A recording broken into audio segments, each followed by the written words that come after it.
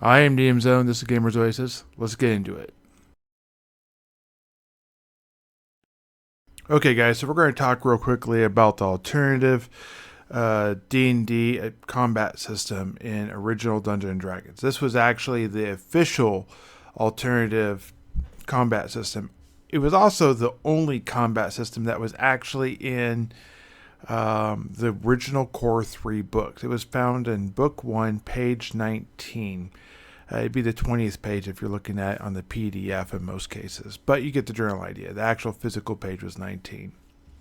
And it referred to as the alternative combat system, which is ironic because you had to go to Chainmail to find any of the other three combat systems that were used. And by those I mean the man-to-man, the fantasy, and the what I call the mass combat, or the 1 in 20. Later that got shifted to 1 in 10 when they came out with swords and spells. But yeah, that's basically what it would be known as. This system used something called the attack matrix. The attack matrix is very similar, like an unpolished gem within the THACO line or history. THACO has a literal change every level for a fighter, and then breaks it down more smoothly for rogues and thieves and that type of stuff, whereas the attack matrix breaks at certain levels, and then they are adjusted by thieves and clerics and magic users and whatnot. Alternative combat kind of was the cheat mode for being able to play original Dungeons and Dragons. The other systems were good and were very realistic, but they weren't in the rules as far as like the monster section or whatever. And it kind of made things just go a little bit easier. One less thing you had to try and figure out by using this D20 system. Like I said, if you wanted to use one of the other three systems, you literally had to go into the chainmail, convert it from a war game, and then kind of put it into a D&D like game. So if you didn't have a huge army on the board, you basically were using the fantasy or the man-to-man rules. There were corrections that were released in Supplement 1. It talked about doing other corrections in the other supplements, but those really were found in the Strategic Review and then later in the Dragon magazine. But I'm going to be focusing on what you find in strategic reviews and the different supplements within this video. This means that you could literally play with just the three core rule books and go a long ways with the alternative attack matrix, which is very different than any of the other combat systems, where all those required you to have chainmail or to be able to follow up the rules and strategic review and that type of stuff. If you've watched my other videos talking about this, you can see there's quite some differences between all these. While looking at the attack matrix, you can see on the left side there is what they call the armor class. This is a descending armor class, so a 9 is worse armor class than a 2, for example. On the right side, you can see that there is what you need to roll, and that it breaks about every 3 levels. And that down on the bottom, it talks about what a magic user, a cleric, and that type of stuff would be adjusted by. They didn't have thieves in the original book, though the AC in the book stops at AC 2, plate mail plus shield. I found it's best just to run it all the way out to what you need for a 19. That gives you the full breadth of what your character can do and gives you a little bit of bragging rights when you're like, I hit, and it's way below the armor class you actually need. It gives you a little dopamine hit. Some things are a little bit different in the core rule books when you get into some of the supplements. One of the big ones is that not all weapons do a d6. For example, two-handed sword is terrible as far as damage as it does, because it literally does a d6, and a dagger does a d6. There are some benefits if you use some of the things like weapon class, but if you're going to go into the other game to get weapon class, I would just make it the modified damage adjustment from Supplement 1 and from the strategic reviews when it dives more into polearms in particular. When you dive into the alternate types of damage systems, you're going to run into things like daggers do a D4 now and battle axes do a D8, for example. Monsters had their own matrix, which made it a little bit more complicated for the referee or the dungeon master, as we call it now, because they literally would have their own thing. However, because that is based off of hit dice, you could literally put that on the bottom of your card for each character you have. So if goblins are a 1 hit dice creature, you'd put that on there. And if an ogre is 4 hit dice, or if a troll is 6 plus 3, technically 7 hit dice, then you just put that on there, and you know. Then you look at how many attacks the monster has, and there you go. And you look at the damage for each type of attack, and you got that. So a troll would be 3 attacks, claw, bite. The bite would do different damage than the claws. Admittedly, range combat got a little wonky. All to hit was figured as if you were shooting at long range. And then it said that it would decrease the AC by 1 for medium and by 2 for short. Now, if you were like, okay, so if I'm trying to hit AC 5, decreasing the AC sounds like I need to hit AC 4, which actually is incorrect. Decreasing the AC goes up, not down. So you're going to raise the armor class from a 5 to a 6. And by doing that, you're decreasing the armor class. They ran into this problem where it just didn't make sense logically that a decrease would increase the number for like 26 years until they finally went to 3rd edition and they went ahead and made it an ascending armor class. Now, they had several clones come out along the way, which went ahead and fixed it, but those didn't come out until after that either. So 1st edition and 2nd edition had literally the same problem. And all the revisions they made in that. Only a couple little things even got close to being better in that way. Now, why does a decrease in armor class actually mean a higher number versus a lower number? Well, let's look at what you need to hit. If you are a level 1 fighter to level 3 fighter, you need a 14 without any strength modifiers to hit AC 5.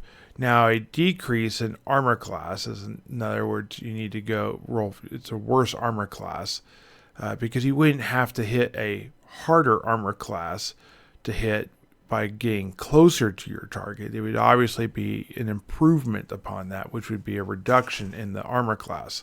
If you went to AC 6, you would now need a 13 to hit. Going higher armor class means you need less to hit.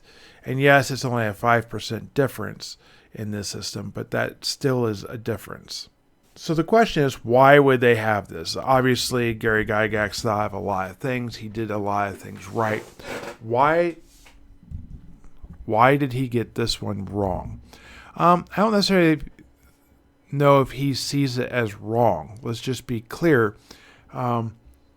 A lot of his games, a lot of the rules he pulled from were from games he did in other genres, shall we say. So war games and this type of stuff. I believe the armor class came from naval ships, where a first class was better than a second class, so on and so on. And that's kind of where you get the armor class for this going descending versus ascending. In an interview, Gary Gygax was very surprised and confused why people preferred the alternative combat, like hands down, over the different versions he made. He felt like these other versions were so elegant and were so much better. Magic weapons were so much more powerful in these other versions of the game than they were in the D20 system. And he just didn't understand why anyone would want to use this alternative D20 combat system over, the 2D6 system, for example. I personally feel like this is a great example of simplicity and finding all the rules in one location and not having to buy additional purchase to be able to figure it out, was more desired than a more complicated process that was potentially more realistic. There were some out there who would still fight for that, but the majority of people who used these other systems probably did that because they already had the chainmail rules. They probably didn't go out and buy a $10 supplement to be able to then play D&D correctly, per se. When looking at the monster stats, they tell you basically everything you need to know within that stat block. They do get a little confusing where they use the combat fighting ability, because that's not a alternative combat thing. That is a man-to-man or mass combat setup. They do give you basically all the other stats you need. So you have hit dice, which tells you what level of fighter they're going to assume to be, or their class if they're not a fighter. It also lets you know what their extra damage is, or if they have any extra damage, or if they have any bonuses to hit in this type of stuff, and how many attacks per se they could get if you're doing some sort of modified attack modifier bonus type of thing, or if you're doing some sort of weapon class setup with this. Just like man-to-man uses hit point, and they give some favoring to the fighting classes that have a higher hit point potential than like a magic user or a thief. I feel like that's very accurate with the alternative D&D system. I don't feel like a binary system works very well with this, because the D20 is a little bit swingy, and you probably need some mitigation in there, which would be hit points in this case. I also feel like the weapon class could very well used for this. It's very on par. However, I feel like it would benefit from some revision and maybe some sort of modification, as it really was built for a 2d6 system. And there is some difference between trying to hit AC 7, for example, which is the most average, easiest number to hit. You're going to roll AC 7 far more than you ever would an 8, a 9, a 10, and so on. Also going down, you would not hit as often against AC 6, AC 5, and 4, and so on. You'd roll above that, but you wouldn't necessarily roll that specific number, because the middle of that bell curve is a 7. So having a +1 that takes from a 7 to an 8 automatically puts you about 5% more. But when you're going from an 8 to a 9, that's more than a 5%, and certainly a 9 to a 10, and 11 to a 12, and then a 12 to infinity, essentially, because everything stopped at 12. Meant that both rolling an 11 and a 12 means you can hit the highest, hardest thing to hit in the game. Some of the other things I think really benefit from this are like the percentile strength and dexterity modifier for fighters. Those really also did very well. Both of those come from Supplement 1, the Greyhawk book. It gets a little wonky with the dexterity, because a +1 dexterity doesn't bring it to an AC 6 instead of an AC 5. It actually brings it to an AC 4. Again, apply logic, think about the dice and what you need, and that makes sense. Or just convert it over to an ascending system, and then you don't have to worry about that type of stuff. I think it gets a little bit complicated if you go into Supplement 2 Blackmore, and you start trying to do things with like hit locations, because you're already doing hit points, you're already trying to figure out the THACO and where you're hitting and this type of stuff. Now adding hit points to each location and tracking that is very much a small scale type of thing, and could be beneficial, but I do feel like it just slows down combat. I'm not really a huge fan in general of that. So let's just go ahead and pause real quickly here and talk about how this simple and alternative combat really was just so good.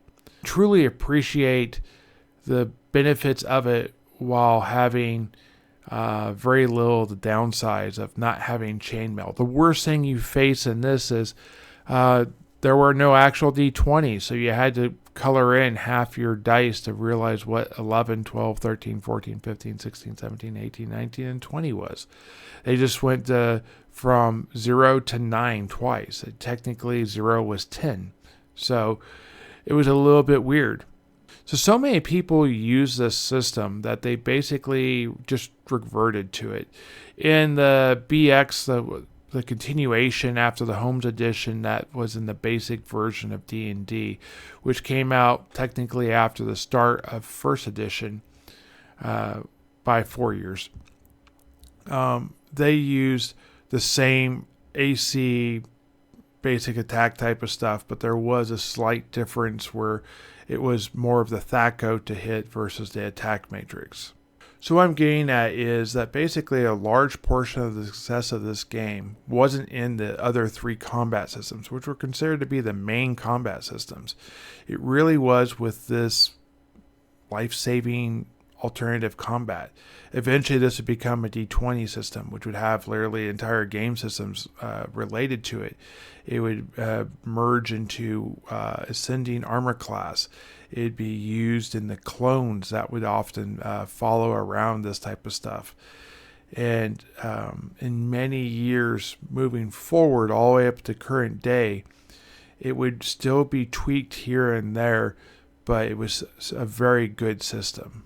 That I have found very few negative effects for why having it, other than it's a bit swingy, because you have just as much chance technically of rolling a 4 as you do a 14. So that means you have just as much chance of rolling a 1 as you do a 20. Now that doesn't mean that you're going to hit less, but for the crits to hit and this type of stuff, or the crit chance to fail, 5% is more significant than you found in the other versions of D&D, outside of probably the mass combat, but they didn't really have crit failures, so that would not actually be a thing in that version of the game. Anyways, guys, if you want to see more content like this, please hit the like, hit the subscribe, hit the little bell for notification. Let me know if there's anything I missed or I need to follow up on. I have a whole video on weapon class. If you want to see that particular one, check out next week. I'm going to really kind of dig into that just a little bit more. But you can see sort of like the beta version of this over in the man-to-man combat, which really relies on the weapon class to be beneficial and efficient in what it's doing. I hope you guys like this video. See you guys in the next one. Keep rolling those dice. Bye.